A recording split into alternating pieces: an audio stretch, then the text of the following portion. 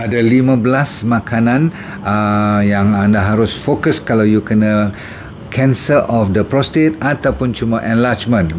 maksudnya bengkak prostate kan, menyebabkan you kencing kerap dan sebagainya tu kan.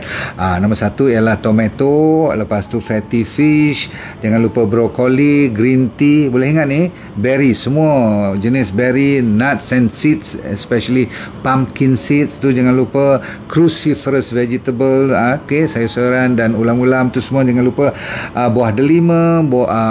ni turmeric, kunyit, lepas tu jangan lupa pada garlic dan white button mushroom, maksudnya cendawan apa tu yang ada macam butang tu kan. Okey, selepas tu jangan lupa pada saw palmetto, flaxseed, lepas tu yang paling power ialah lemon peel, kulit limau yang kuning tu sama dengan yang putih-putih dia tu,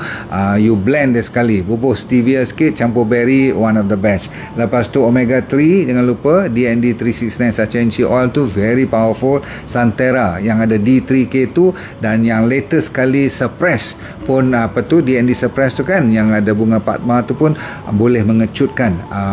kebengkakan, ketumbesaran yang tak boleh kontrol nanti kalau dah ada apa orang panggil